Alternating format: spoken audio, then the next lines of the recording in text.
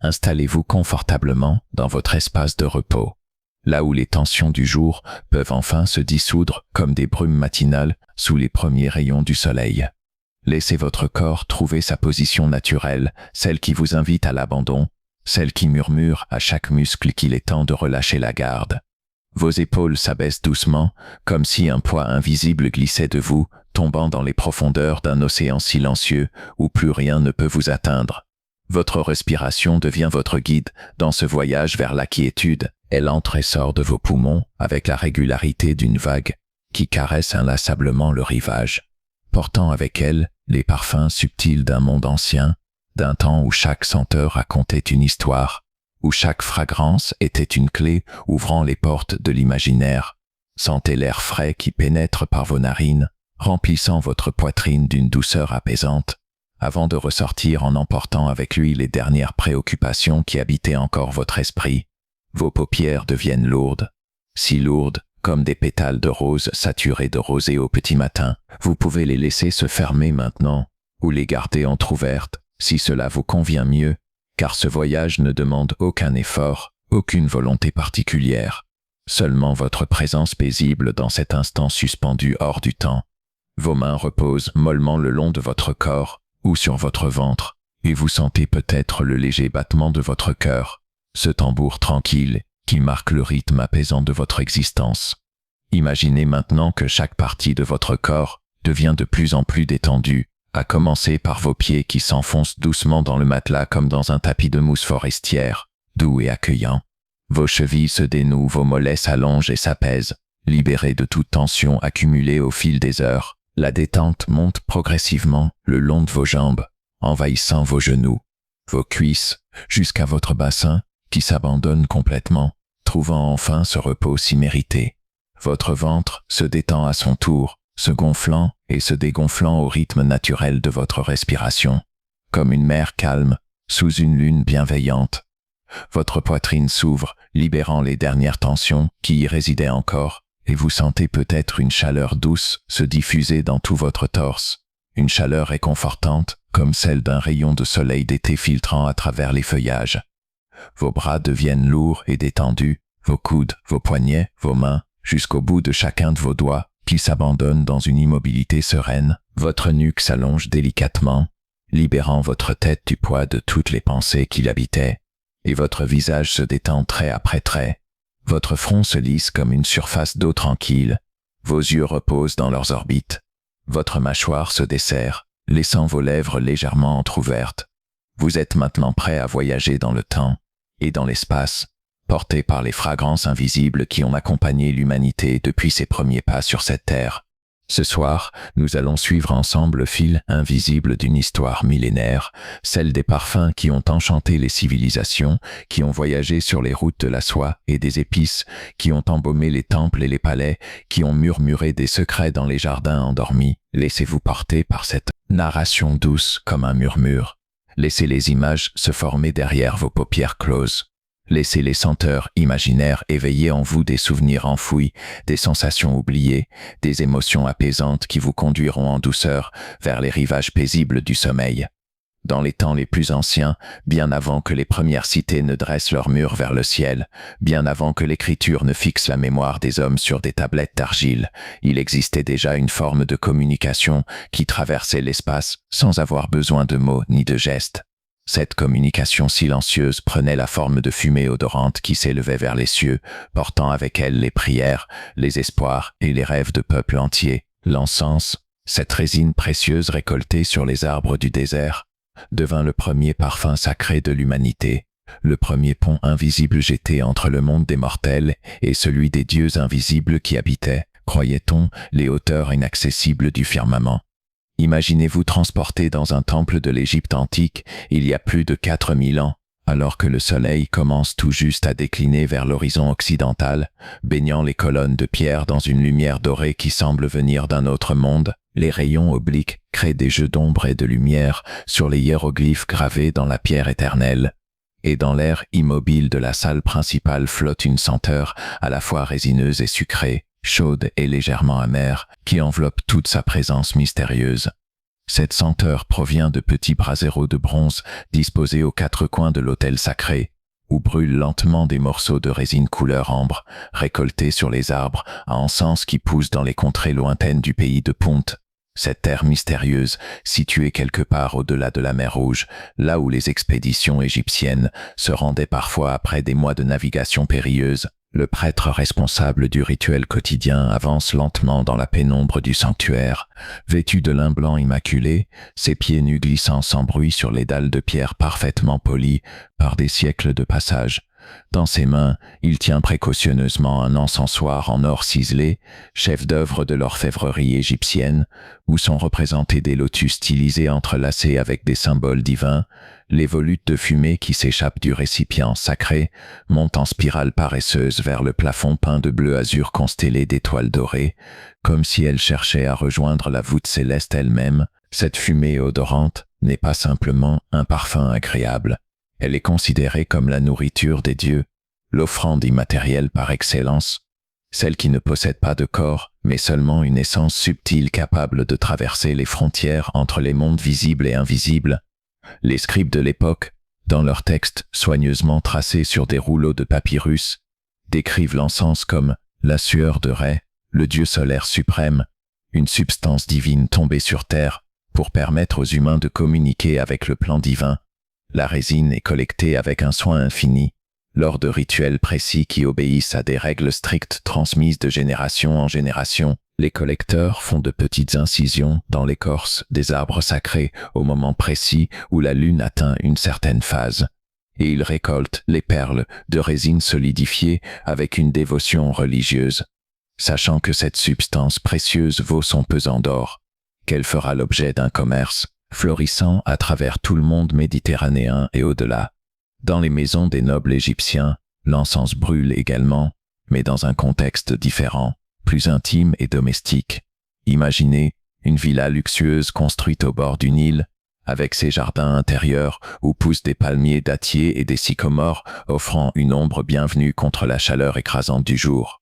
À la tombée de la nuit, quand la fraîcheur commence enfin à descendre du ciel assombri, la maîtresse de maison fait apporter des braseros de bronze dans la salle de réception où elle recevra ses invités. Les servantes disposent soigneusement les morceaux d'encens sur les charbons ardents, et bientôt l'air de la pièce se remplit de cette senteur caractéristique qui se mêle au parfum des huiles précieuses dont les convives ont oint leur peau, créant une atmosphère enveloppante de luxe raffiné et de beauté sensuelle. Les femmes de la haute société égyptienne sont particulièrement friandes de ces fumigations parfumées.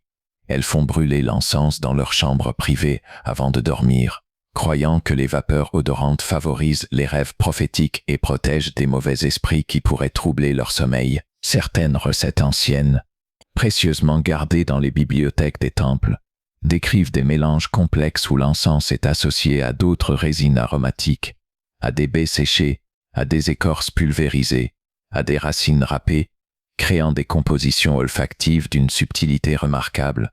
Ces mélanges portent des noms évocateurs comme le souffle des dieux ou la larme du ciel, et leur fabrication est un art jalousement gardé par une caste de spécialistes qui transmettent leurs secrets de maître à apprenti dans le plus grand mystère.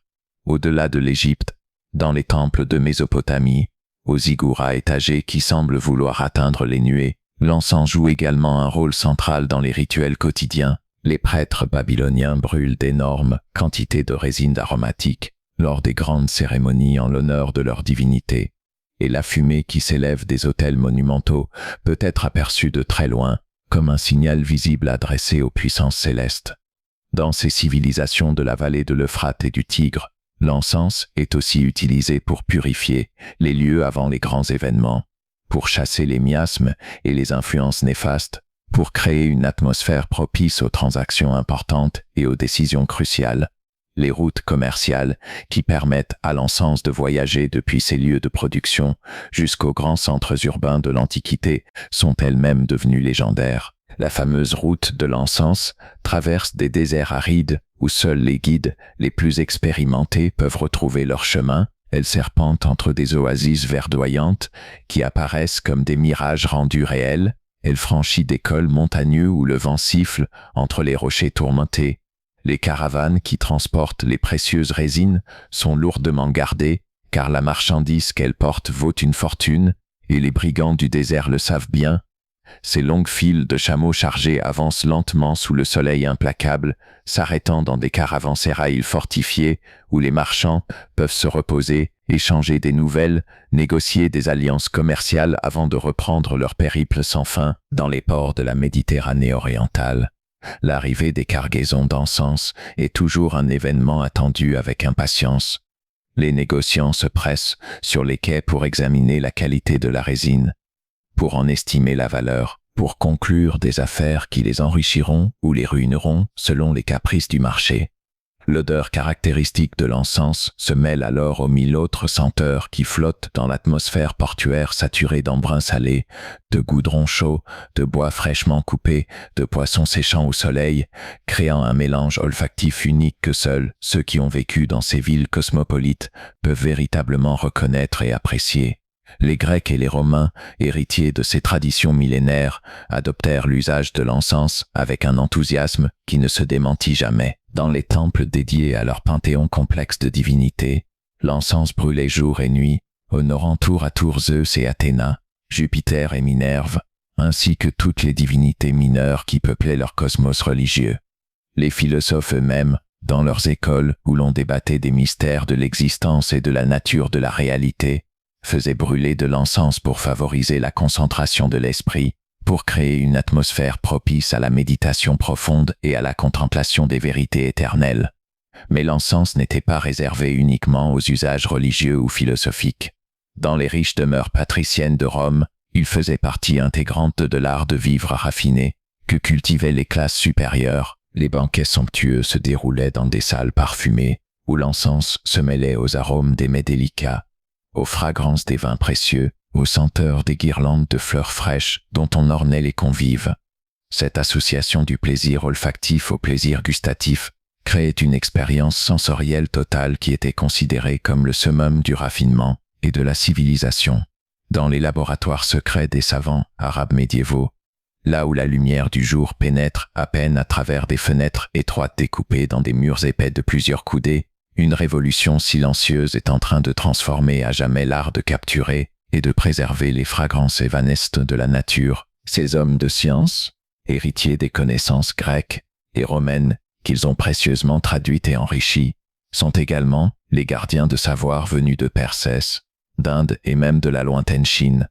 Et ils travaillent avec une patience infinie à percer les mystères de la matière et de ses transformations subtiles. L'atelier d'un alchimiste arabe du Xe siècle est un lieu fascinant où règne une atmosphère particulière faite de concentration intense et de contemplation méditative.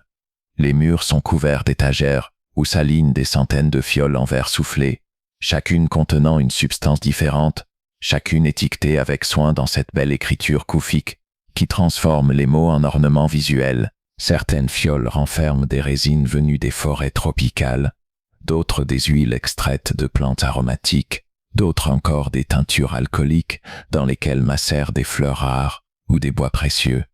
La lumière qui traverse ces récipients transparents crée des jeux de couleurs sur les tables de travail, des éclats ambrés, dorés, rubis ou émeraudes qui semblent contenir en eux-mêmes une forme de vie mystérieuse. Au centre de l'atelier trône l'instrument qui va révolutionner l'art du parfum, cette invention géniale qui permettra pour la première fois d'extraire l'essence pure des matières végétales, sans les brûler ni les altérer. L'alambic, avec sa forme caractéristique de cucurbite surmonté d'un chapiteau en forme de dôme prolongé par un serpentin, est le fruit de nombreuses années d'expérimentation et de perfectionnement. Sa conception repose sur une compréhension profonde du principe de distillation, ce processus merveilleux par lequel la chaleur douce transforme un liquide en vapeur, puis la vapeur en un liquide nouveau, plus pur, plus concentré, porteur de toutes les qualités essentielles de la matière première, mais débarrassé de ses impuretés et de ses composants grossiers. Observez le savant qui travaille avec son alambic, les gestes précis et mesurés de celui qui connaît intimement son art. Il commence par remplir la cucurbite avec de l'eau pure, tirée d'une source de montagne réputée pour sa limpidité, puis il ajoute avec précaution les pétales de rose qu'il a lui-même cueillis à l'aube dans les jardins du palais, au moment précis où la rosée commence à s'évaporer sous les premiers rayons du soleil. Ces pétales ont été choisis avec un soin extrême. Seulement ceux qui ont atteint le point parfait de maturité, ceux dont la couleur est la plus intense, ceux dont le parfum est le plus suave et le plus enivrant. Il en faut des milliers, récoltés patiemment jour après jour, pour produire quelques précieuses onces d'eau de rose pure. Le feu qui brûle sous l'alambic est alimenté avec une attention constante, car la température doit rester exactement à ce point délicat où l'eau commence à frémir sans jamais bouillir violemment. Une chaleur trop forte détruirait les composants aromatiques fragiles. Une chaleur insuffisante ne permettrait pas l'extraction complète des essences.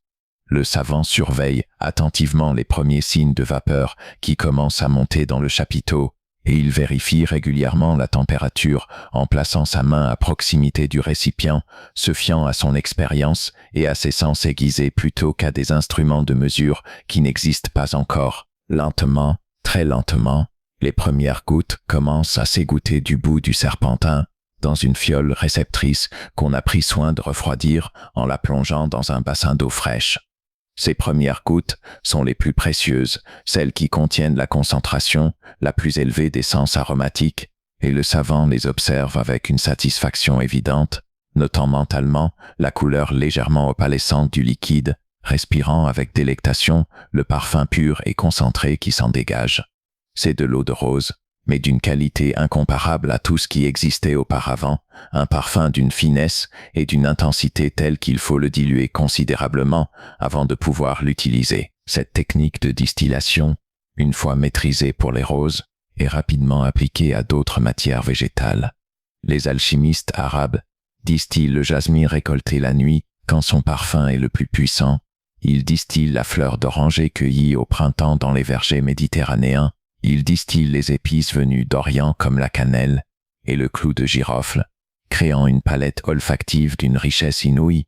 Chaque distillation est une expérience unique, car les paramètres varient légèrement selon la matière première utilisée, selon l'humidité de l'air, selon la qualité de l'eau, selon 1000 facteurs subtils que seul un maître expérimenté peut appréhender et maîtriser. Mais les savants arabes ne se contentent pas de distiller des essences pures. Ils commencent également à les mélanger selon des formules complexes qui relèvent autant de l'art que de la science. Dans des cahiers précieusement conservés, ils consignent leurs recettes avec une précision méticuleuse, notant les proportions exactes de chaque composant, décrivant les effets olfactifs obtenus, suggérant des variations possibles pour créer des nuances différentes. Ces formules sont parfois si complexes qu'elles nécessitent des dizaines d'ingrédients différents, chacun jouant son rôle spécifique dans l'harmonie générale de la composition, chacun apportant une note particulière qui contribue à l'équilibre subtil de l'ensemble. Les cours des califes et des sultans deviennent de grands consommateurs de ces nouveaux parfums raffinés. Dans les palais somptueux de Bagdad, de Damas ou de Cordoue, l'usage des fragrances atteint un niveau de sophistication inégalé. Les salles de réception sont aspergées d'eau parfumée avant l'arrivée des visiteurs importants. Les coussins sur lesquels s'assoient les invités sont imprégnés de senteurs délicates. Les fontaines qui rafraîchissent l'atmosphère des patios intérieurs contiennent parfois de l'eau de rose plutôt que de l'eau simple. Cette profusion de parfums n'est pas simplement un luxe ostentatoire. Elle fait partie intégrante d'une conception de la vie où la beauté et le raffinement sensoriel sont considérés comme des valeurs essentielles, comme des manifestations visibles de la civilisation et de l'harmonie. Les harems royaux, ces quartiers réservés des palais où vivent les épouses et les concubines des souverains, sont particulièrement réputés pour l'usage qu'on y fait des parfums les plus exquis. Les femmes qui y résident consacrent une partie importante de leur temps à l'élaboration de compositions parfumées personnalisées, mélangeant les essences selon leurs préférences individuelles, créant des fragrances uniques qui deviennent comme leur signature olfactive. Les bains parfumés sont une pratique quotidienne et l'eau chaude dans laquelle elles s'immergent est enrichie d'huiles aromatiques qui imprègnent la peau et les cheveux, laissant un sillage délicat qui persistera pendant des heures. Les marchés des grandes villes arabes médiévales comportent toujours un quartier spécialement dédié aux vendeurs de parfums et d'essences aromatiques. Dans ces ruelles couvertes où le soleil ne pénètre jamais directement, où règne une pénombre fraîche même aux heures les plus chaudes du jour, Les échoppes des parfumeurs se succèdent dans un déploiement fascinant de couleurs et d'odeurs. Les clients peuvent passer des heures à sentir différentes essences, à les comparer, à les mélanger mentalement, à imaginer des combinaisons nouvelles. Les vendeurs, experts dans leur domaine, guident leur choix avec des conseils avisés, suggérant telle ou telle essence selon la personnalité du client, selon l'usage prévu, selon les moyens financiers disponibles.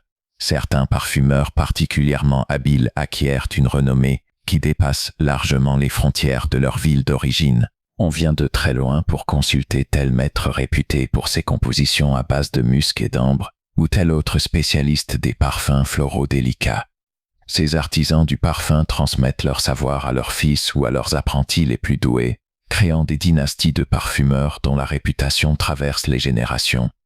Leurs créations les plus réussies deviennent célèbres et sont imitées par d'autres, se répandant progressivement dans tout le monde islamique et au-delà, jusqu'aux confins de l'Europe chrétienne où elles sont accueillies avec émerveillement. Le train qui vous emmène traverse maintenant les douces collines du sud de la France, et par la fenêtre ouverte pénètre un air chargé d'une senteur si caractéristique, si instantanément reconnaissable, qu'elle semble résumer à elle seule toute l'essence de la Provence estivale. C'est le parfum de la lavande en pleine floraison, cette plante humble et robuste qui a transformé des vallées entières en mer violette, ondulant sous la brise légère, qui a fait la fortune de générations d'agriculteurs et de distillateurs, qui est devenu l'un des symboles les plus évocateurs de cette région bénie des dieux. Imaginez-vous descendant du train dans une petite gare de campagne perdue au milieu de nulle part, où le chef de gare est aussi le seul employé et où les trains ne s'arrêtent que 2 ou 3 fois par jour. L'air est d'une pureté cristalline, lavé par le mistral qui a soufflé toute la nuit précédente, et la chaleur du soleil de juillet commence déjà à faire vibrer l'atmosphère au-dessus des champs qui s'étendent à perte de vue. Un chemin de terre battue serpente entre les parcelles de lavande parfaitement alignées, et vous vous mettez en marche lentement, sans hâte aucune, laissant vos sens s'imprégner progressivement de ce paysage extraordinaire qui semble appartenir à un autre temps, à une époque où la vie suivait le rythme des saisons et où chaque geste agricole était accompli selon des rituels immuables. Les plants de lavande, arrivés au sommet de leur maturité, forment des rangées interminables qui suivent les courbes naturelles du terrain, créant des motifs géométriques d'une beauté hypnotique. Les épis floraux d'un violet profond se balancent légèrement dans la brise matinale, et le bourdonnement incessant de milliers d'abeilles qui butinent frénétiquement crée une basse continue qui accompagne votre promenade contemplative. Chaque pas que vous faites libère un nouveau nuage de parfum qui monte de la terre chaude, un parfum à la fois frais et chaud, herbacé et légèrement camphré, apaisant et vivifiant dans le même temps. Au loin, vous apercevez une ferme provençale traditionnelle, avec ses murs de pierre ocre et ses volets bleus délavés par des décennies de soleil impitoyable. C'est là que vivent les propriétaires de ces champs de lavande. Une famille qui cultive cette plante depuis plusieurs générations, qui connaît intimement chaque parcelle, chaque variété, chaque particularité du terroir, qui influence subtilement la qualité et les nuances du parfum obtenu. Le grand-père, qui doit avoir largement dépassé les 80 ans, mais qui conserve la vigueur d'un homme bien plus jeune, est assis à l'ombre d'un platane centenaire, occupé à réparer un panier d'osier, avec des gestes sûrs et patients. Il vous accueille avec cette hospitalité naturelle, des gens du Midi, vous invitant à vous asseoir à ses côtés, vous offrant un verre d'eau fraîche tirée du puits, qui se trouve dans la cour ombragée, pendant que vous vous désaltérez. Il commence à raconter l'histoire de ces champs, comment son grand-père à lui a planté les premiers rangs au début du siècle dernier, comment la culture de la lavande s'est développée progressivement jusqu'à devenir la principale activité économique de toute la région, comment les techniques de distillation se sont perfectionnées au fil du temps pour extraire une essence toujours plus pure et plus parfumée.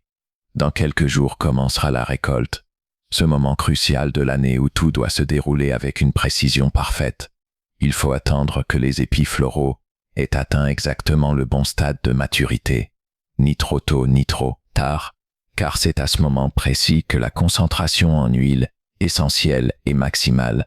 Les anciens savaient déterminer ce moment optimal simplement en observant la couleur des fleurs, en sentant leur parfum, en frottant quelques épis entre leurs doigts pour évaluer la texture des petites glandes qui renferment l'essence précieuse.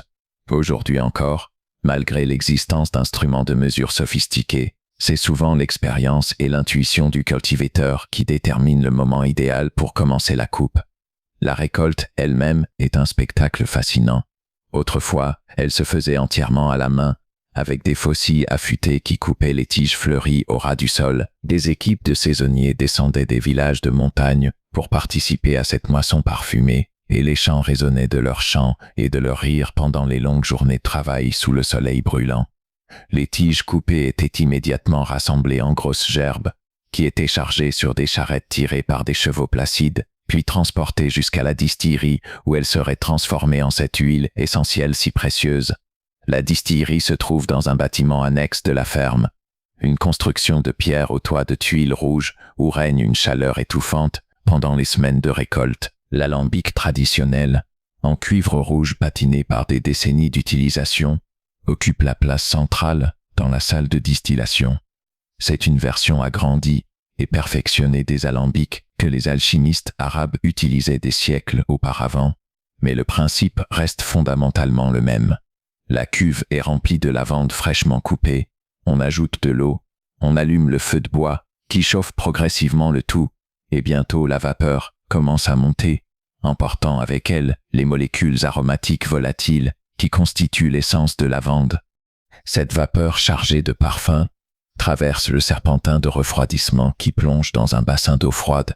Au début, ce qui s'écoule est un mélange d'eau et d'huile essentielle, deux liquides qui ne se mélangent pas et qui se séparent naturellement, l'huile flottant à la surface de l'eau. Le distillateur surveille attentivement ce processus, ajustant la température du feu, vérifiant régulièrement le niveau d'eau dans l'alambic, s'assurant que tout se déroule selon les règles de l'art transmises par les générations précédentes.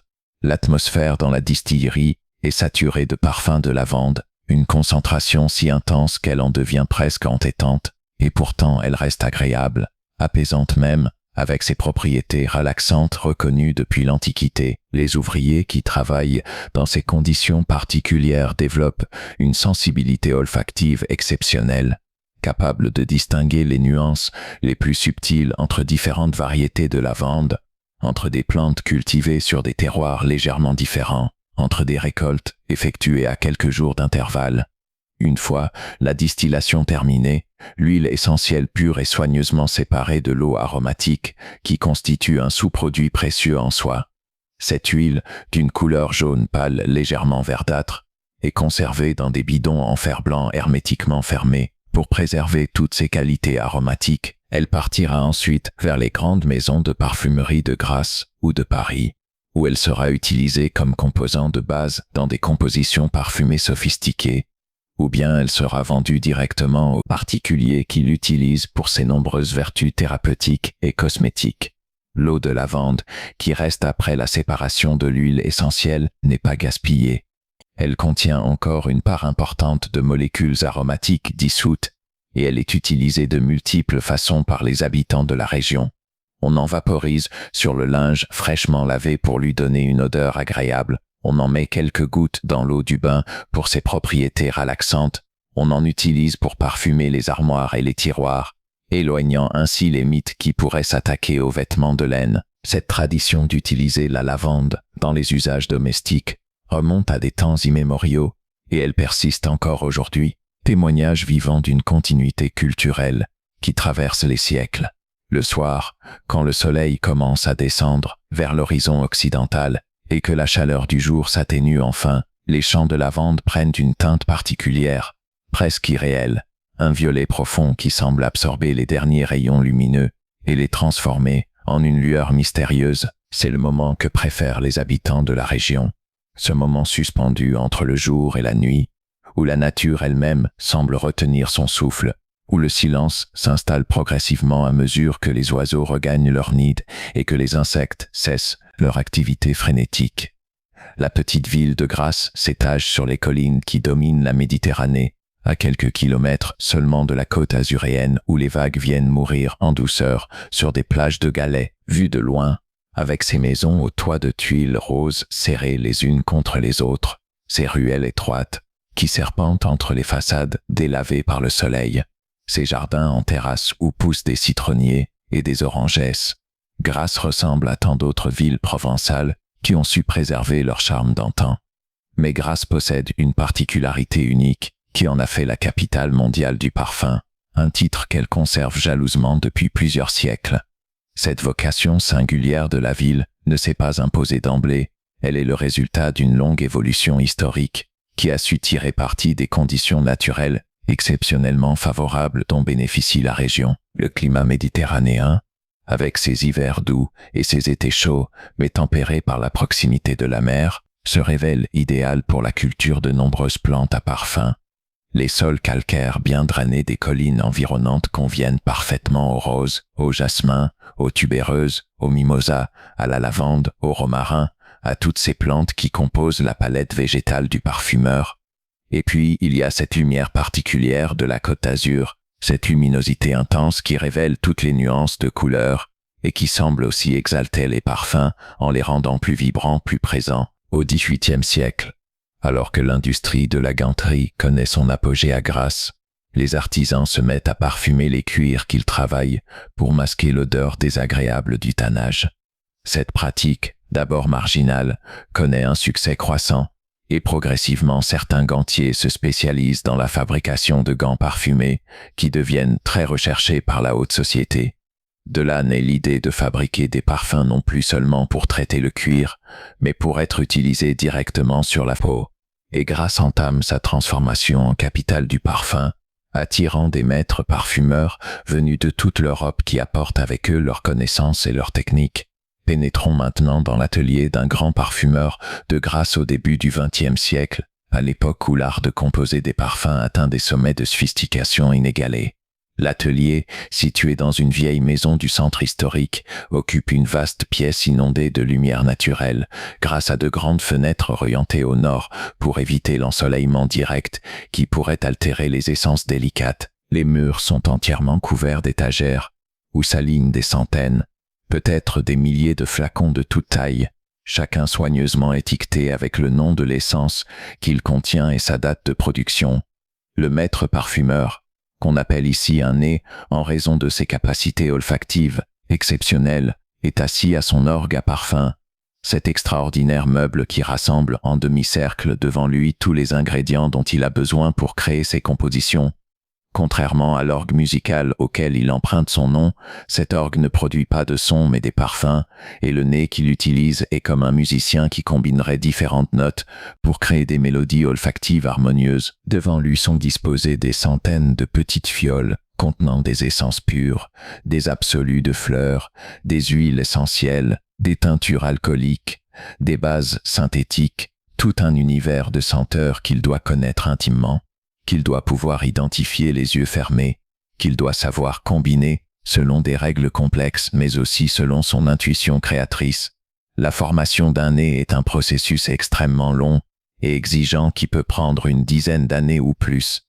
L'apprenti parfumeur doit d'abord mémoriser toutes les matières premières de base, plusieurs centaines de senteurs différentes qu'il apprend à reconnaître infailliblement. Chaque jour, pendant des années, il passe des heures à sentir des échantillons, à les comparer, à les analyser mentalement, développant progressivement une carte olfactive extraordinairement précise et détaillée.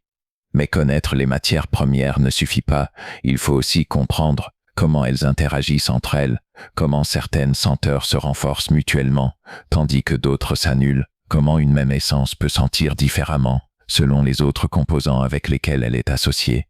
Le processus de création d'un nouveau parfum commence toujours par une idée, une vision, une émotion que le parfumeur souhaite traduire en termes olfactifs. Peut-être veut-il évoquer un jardin au petit matin, alors que la rosée recouvre encore les pétales de rose, ou bien l'atmosphère d'une forêt de pins sous le soleil de midi, ou encore la fraîcheur verte d'une pelouse fraîchement tondue.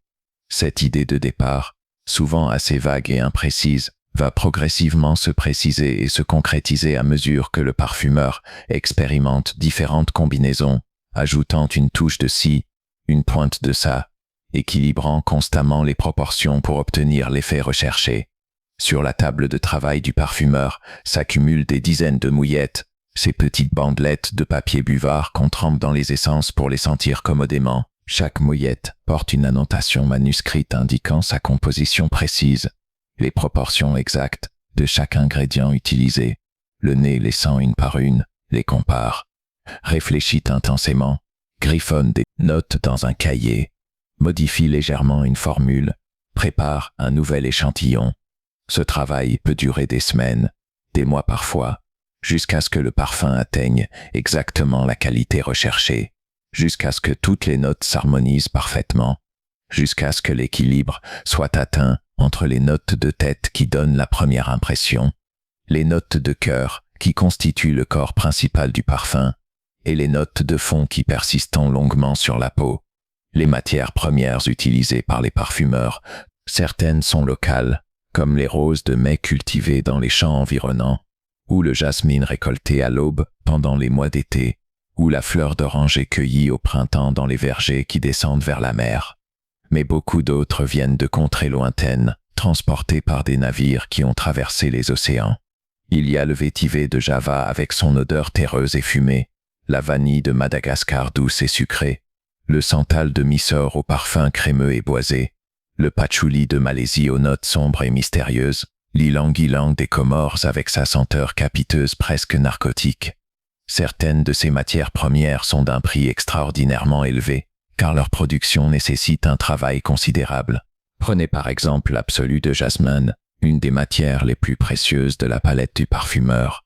Il faut récolter les fleurs à la main, une par une, au moment précis où elles s'ouvrent, car c'est à cet instant que leur parfum est le plus intense. Cette récolte se fait généralement la nuit ou au petit matin, quand la fraîcheur nocturne a concentré les molécules aromatiques dans les pétales délicats. Il faut des milliers de fleurs pour obtenir un seul kilogramme d'absolu, ce qui explique pourquoi cette essence peut valoir plusieurs fois son poids en or. Le travail du parfumeur ne consiste pas seulement à créer des parfums pour les grandes maisons de couture parisiennes ou pour les entreprises cosmétiques internationales. Il doit aussi répondre aux demandes de clients privés fortunés qui souhaitent posséder un parfum unique, créé spécialement pour eux, qui correspondra exactement à leur personnalité, à leur style de vie, à leurs préférences personnelles. Ces créations sur mesure demandent un travail encore plus approfondi, car le parfumeur doit d'abord apprendre à connaître son client, à comprendre ses goûts, à saisir la subtilité de ce qu'il recherche, avant de pouvoir commencer à élaborer une composition qui le satisfera pleinement. Dans les laboratoires modernes de Grasse, où la tradition séculaire se marie avec les technologies les plus avancées, les parfumeurs disposent maintenant d'outils d'analyse sophistiqués qui leur permettent de décomposer n'importe quelle senteur en ses constituants moléculaires. Des chromatographes en phase gazeuse peuvent identifier avec précision les centaines de molécules différentes qui composent le parfum d'une rose ou d'un jasmin. Mais ces instruments, aussi performants soient-ils, ne peuvent pas remplacer le nez humain et son extraordinaire capacité à apprécier globalement une composition parfumée, à en saisir l'harmonie d'ensemble, à détecter le moindre déséquilibre qui pourrait gâcher l'effet recherché. Il existe une dimension du parfum qui échappe à toute tentative de capture ou de fixation, une dimension éphémère et fugitive qui constitue peut-être son essence la plus profonde. Le parfum est par nature une présence invisible, une trace impalpable qui flotte en l'air sans jamais pouvoir être vraiment saisie, qui se manifeste et disparaît selon des lois mystérieuses que même les scientifiques ne comprennent pas entièrement.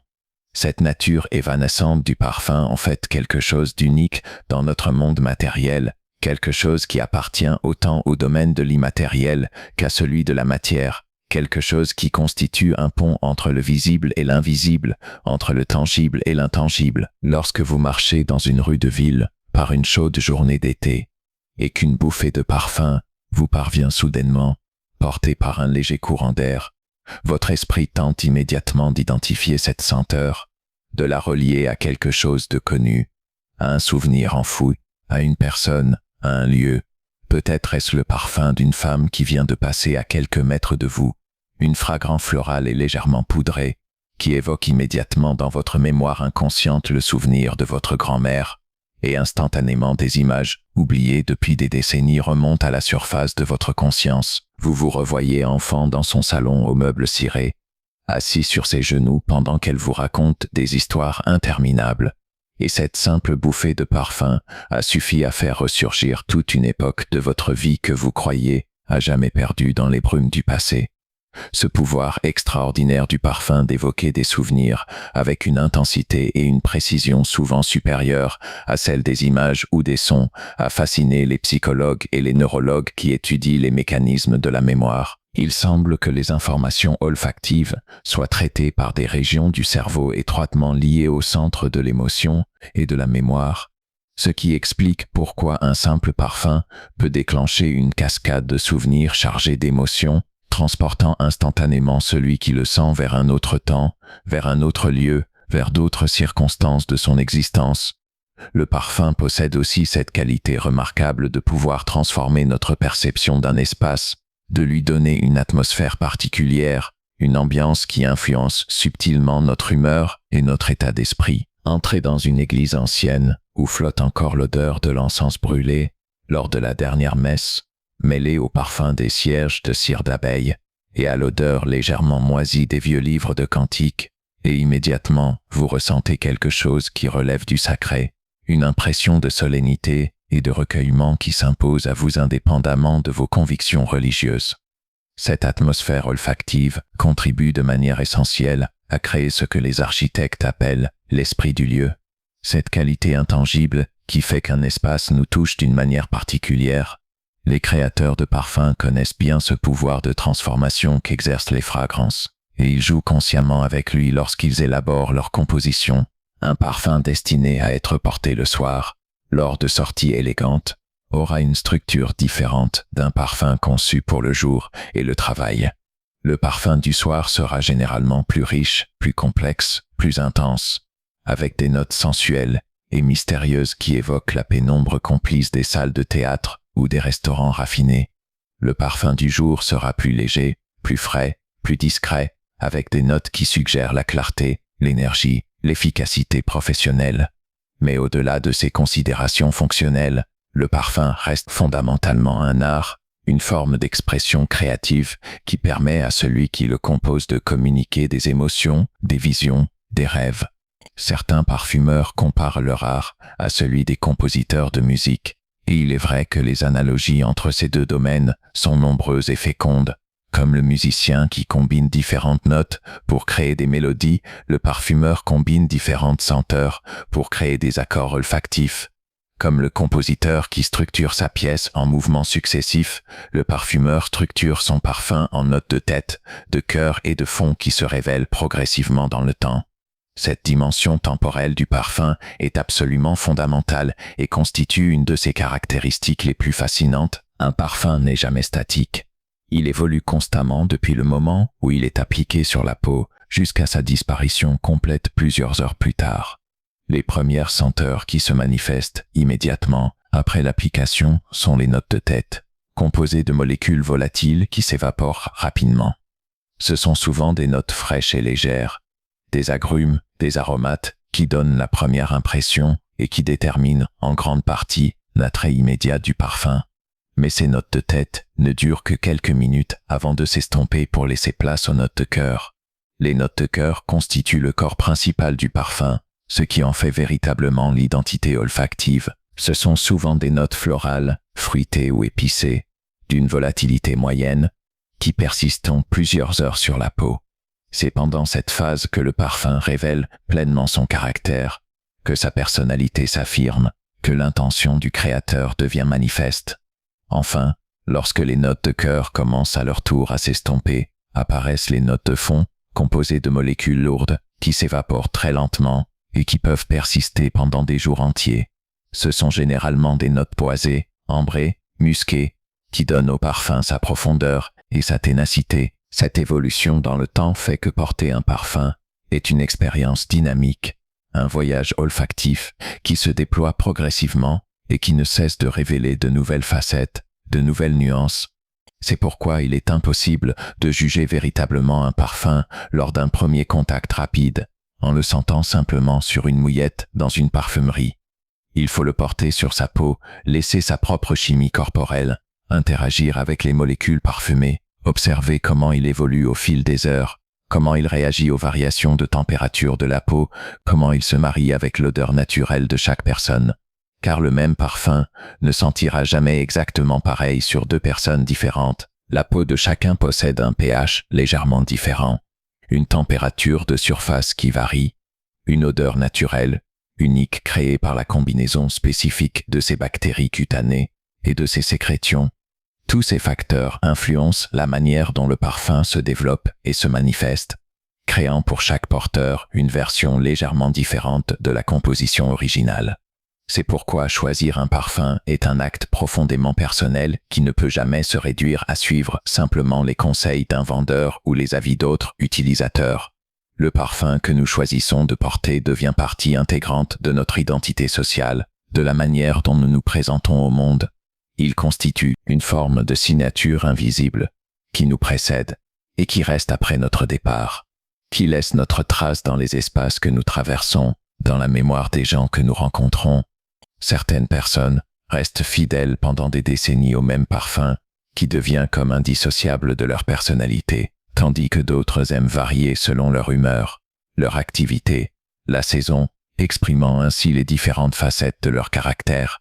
Dans le silence de votre chambre, alors que la nuit s'approfondit et que le monde extérieur s'apaise progressivement, laissez votre esprit flotter librement parmi ces images de jardins parfumés, de laboratoires mystérieux, de champs de lavande ondulant sous le soleil provençal. Laissez les fragrances imaginaires que nous avons évoquées ensemble créer autour de vous une atmosphère de sérénité et de beauté, un cocon invisible qui vous protège et vous berce. Sentez peut-être le léger parfum qui monte des draps propres dans lesquels vous êtes allongé, cette senteur délicate de linge séché au soleil, ou parfumé à la lavande qui parle de propreté, de fraîcheur, de renouveau. Votre respiration ralentit naturellement, devient plus profonde et plus régulière, suivant le rythme apaisant qui conduit vers le sommeil. Chaque inspiration apporte une dose supplémentaire de relaxation. Chaque expiration emporte un peu plus loin les tensions résiduelles qui pourraient encore habiter votre corps ou votre esprit. Vous flottez maintenant dans cet état intermédiaire entre la veille et le sommeil, cet espace de conscience modifié où les frontières deviennent floues, où le temps lui-même semble se dissoudre dans une éternité présente. Les parfums de ce monde traversent les siècles comme des messagers invisibles porteurs de mémoire et de beauté, reliant les civilisations disparues à notre présent, unissant dans une même expérience sensorielle, les humblés et les puissants, les anciens et les modernes, dans chaque flacon de parfum sommeil, une histoire qui remonte peut-être jusqu'au temple de l'Égypte ancienne, qui a voyagé sur les routes de la soie, qui a été distillée dans les laboratoires des alchimistes arabes, qui a fleuri dans les champs de Provence, qui a été composé avec art dans les ateliers de Grasse, et maintenant que ces histoires vous ont été contées avec toute la douceur dont les mots sont capables, maintenant que votre esprit a vagabondé à travers les époques et les contrées guidées par le fil invisible des fragrances, vous pouvez vous laisser glisser tout doucement vers le royaume des rêves, ou peut-être vous vous promènerez dans des jardins parfumés sous des ciels étoilés, où vous découvrirez des fleurs aux senteurs inconnues, où vous respirez les parfums d'un monde enchanté qui n'existe que dans les profondeurs mystérieuses de votre imagination endormie.